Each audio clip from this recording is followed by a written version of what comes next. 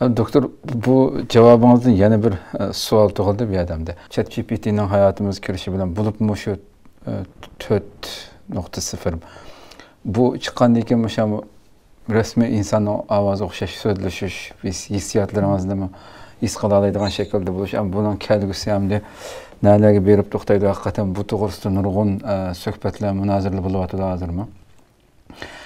Bir turkum insonlar bu insoniyat gibi balay afat elib keldi deb qarayotganlar bor, buningki kelgusi taraqqiyoti mushunday ketaversa. Shu masalanga nurg'un cho'ng shirkatlar, masalan Elon Musk bunga qarshi shaklda o'zining nimasini qurayotgan degandek masala. Hali ham nurg'un sohalarni, nurg'un kasblarni bu shu sun'iy aqlniki egallab bo'lganligi va bundan keyin nurg'un sohalarni amaldan qoldirganligi degandek gaplar bo'lyapti hamda. Bu nuqtadan siz qanday qaraysiz hamda? Endi u sun'iy aqlninki tahdid ekanligi bu bir sir emas. Shuningdek, masalan OpenAI deymiz yoki bo'lmasa ChatGPT deymiz degandek qurollarning hammasida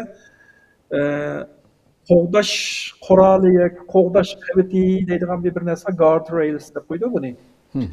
Bu mesela OpenAI'nin responsible AI, yani mesuliyetçilik, sun'iy aqlning mesuliyetçiliği deydigan bir qismi bor.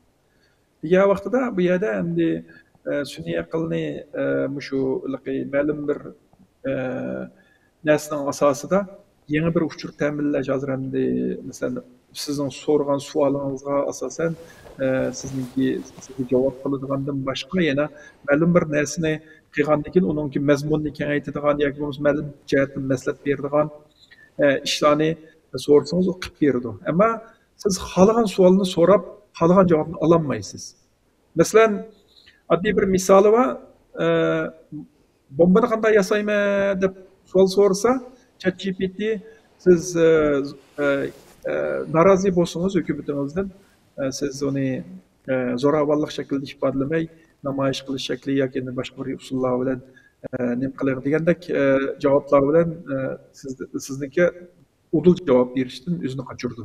Yoki bo'lmasa ma'lum bir savolni so'rasangiz, mening javob berish iqtidorim deyishib ketgan. Bularning hammasi demakchi o'g'limiz shu qoralganni ta'minlagan yoki yumshoq detalni nima qilganlar mandaq narsa mandaq shaklda o'tirib chiqsa, men buni mandaq kontrol qilsa deydigan bir kontrol mexanizmi bor.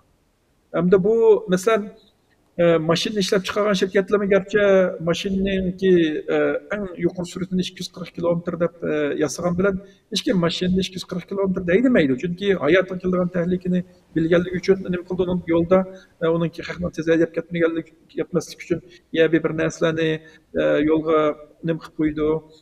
Tezaydigan olmaydi. Ya bo'lmasa radar qo'yib jarimani qo'yish orqali ularni kontrol qilish qilib hayotimizda nurg'un narsalar biz o'ylagandagidek o'zimiz xohlagancha bir ishlarni qila olmaymiz. Endi sun'iy aqldami shunga o'xshash kontrol mexanizmi bo'lishi kerak. Ba'zan davlatlarda, hatto Yevropada AI Act deydigan sun'iy aql qonuni degandek qonunlarni yo'lga qo'ygan, hatto ChatGPT yangi o'tirib chiqqan vaqtida Italiya hukumati uni cheklab bir mezgil uni keyin echayotgan bir ishlar bo'ldi. Chunki sababi nima degan vaqtida masalan ba'zan savollarni so'ragan vaqtida sizga javob bergan bilan masalan men bir kimyo mutaxassisdim, men bombani mandarax narsalar yasaydigan to'g'ri xatoligini bilmayapti va masalan deb bergan bo'lsangiz balki deb berishi mumkin.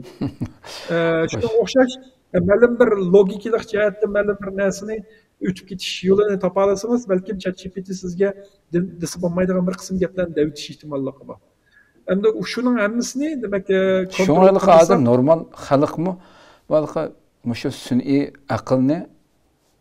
aqlga oldidan bir narsani o'g'itish degan nuqta mushkanda o'zingizning sohasida o'g'itib ma'lum bir narsaga uni tayyorlab uning keyin siz xohlagan javobga erishir ekansiz natijada. Demak, o'zingiz bu. Undan keyin masalan yana bir sun'iy aqlninki xato bir tarafi nima degan vaqtida masalan oddiy bir misol shu yaqindan beri Uyg'urlarning tunilgan siyosiy arboblar o'tirg'i chiqib yana bir siyosiy tashkilotning saylovlar to'g'riliq qalaymagan gaplarni qilib bu qilgan bir ishlar o'tirg'i chiqdi sotsial mediaga chiqib. Endi bizning oramizdagi bir qism nomba bir insonlarningki shunaqa bir suhbat qilganligini masalan burun bir tarixda ko'rgan bo'lsa, birlari qo'pib shu odamninki og'zidan midirishiga mos keltirib turib, xato bir uchurni ovozga o'xshatib turib, ovozini qo'yib, video yasab tarqatib mesela xalqimiz ishonadi masalan. Amerikada masalan nimaningki Donald Trumpninki masalan qarlar bilan turib tushgan rasmiy qarlarning Donald Trumpni qo'llayotgandek rasmlar o'tirib chiqqanligi nima qildi, sun'iy aql yasagan rasmlar. Ammo sun'iy aql o kadar mukammal bo'lmaganligi uchun ba'zanda qo'lning olti barmoqi va yoki bo'lmasa bundaqa birsin mursi qo'lni sep turgan bo'lsa ikki qo'l tang murgi qo'l sep turgan degandek masalan kalaninki rasmi chiqarsa kalaninki tuyuqsizlar bir oq tarafda uch pochiqi va deganga o'xshash ashtaq bir xato rasmlar nihoyatda jiq turdi. Masalan Shveysariya to'g'riliq ba'zanda rasmlar chiqib qoldi, chiroyli yayloqning rasmi qarasa kalaninki 5 puti bor masalan. Shunga o'xshash kamchilik hozir mukammal bo'lmaganligi uchun sun'iy aql yolg'onni aniqlig'i bo'ladi. Masalan, shuni yolg'onni aniqlaydiganmi, hatto qurollar bor. Masalan, bir rasm o'tirga chiqqan bo'lsa yoki video o'tirga chiqqan bo'lsa, u videoning zodi asli kelish manbasi nada? Onun keyin u rasmi yolg'onmi, uni nima qilgan? Hatto buningdan tortilgan rasmlar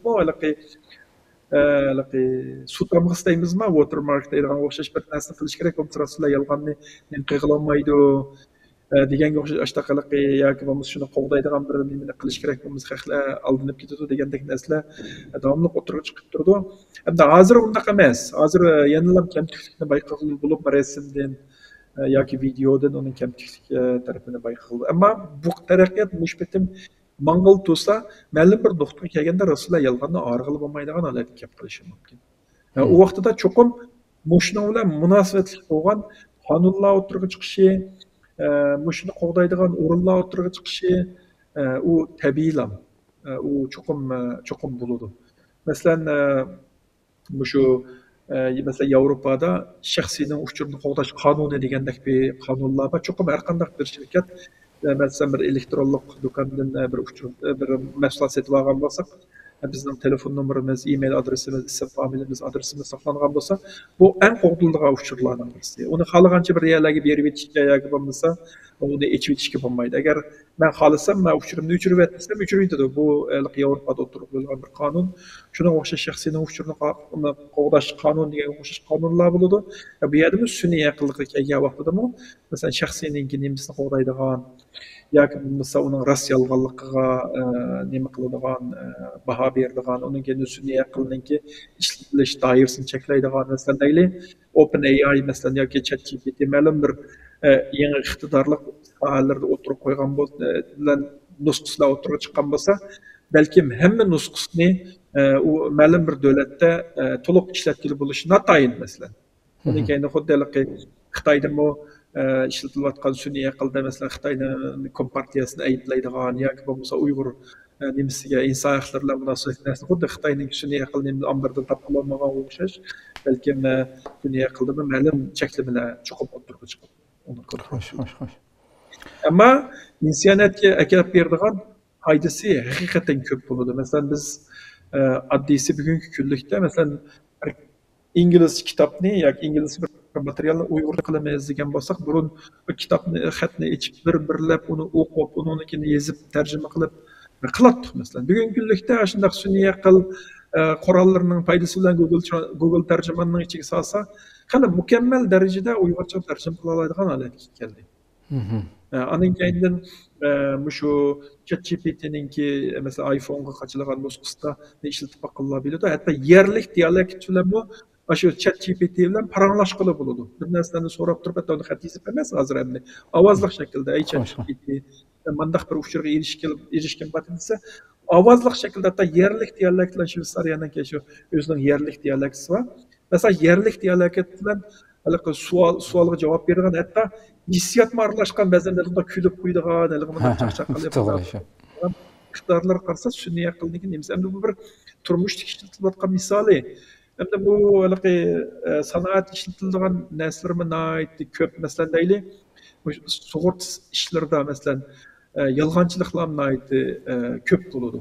Masalan, mandaq bir hodisaga yo'liqdim yoki bo'lmasa mashina manda urildi, u bu desa, Şu maşının resmen tatip, yani maşını bir tunnelda ötken olsa maşının bütün nimesini resimge tatip, hatta şu urulgan mı, urulmagan mı, yoki qasdan yüzü urgan mı, yoki başkası urgan mı, şu derecede aniq analiz qilib, şu adamninki doklad qilgan narsaning yolg'on rostligini ko'rsatib bera oladigan nima iqtidor bor. Onun keyin rentgenning resimlarini topgandan keyin, masalan, rentgenning resimini doktor nimaga ko'rdigan ko'rib bundoq qarab sizni bunday ish yoki ish yoki undaqka degandek bir narsani degan bo'lsa, bundan keyin nima bo'ladi desa, sizni topgan resimni sun'iy aql avtomatik analiz qilib, bu odamninki terisininki bu rasmiga qaraganda yoki o'pkisini bundoq rasmiga qaraganda, demak mush bitim mangsa buncha yilning ichida ya bir teri raki bo'ladigan ya bo'lmasa o'pkisidan chatoq chiqadigan bir narsani qildi degandek, odam to'g'ri diagnozni oxirgi kelganda doktor qo'ydi.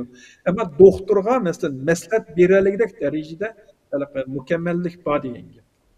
Andan keyin hozir dunyoda havo rayininki o'zgarishi nihoyat shiddat bo'lyotdi. Masalan, Ispaniyada hozir 70 necha odamning o'lganligidan xabar chiqyapti. Ispaniyada 50 necha yilning yoqib bo'lib boqmagan eng og'ir havo rayi hodisasi hamda ko'p yomg'ir yoqqanligi uchun nima bo'ldi. Masalan, ashundaq bir ishlar yoki bo'lmasa Avstriyada mana bir ish bo'lib saylovga ta'sir qildi deganda gaplar bo'ldi. Masalan, havo rayidan ma'lumot berishmi, masalan, havo rayining shiddatli o'zgarishi kelgan vaqtida hozir ko'pincha modellar koni modellar, masalan, burunqi havo rayining o'zgarish ahvollari, aning keyin masalan Shimoliy Amerikada masalan bir qo'shin kelayotgan bo'lsa, uningki Yevropa qilgan ta'siri degandek narsalar hammasi tarixiy sonliq ma'lumotlar asosida farazga asosan o'tirib qo'yildi. Ba'zanda bo'ladi, ba'zanda biz o'ylagandan shiddatli bo'ladi. Endi sun'iy aql hozir nimadan keyin degan vaqtida sun'iy aql mana mushundaq narsalarda.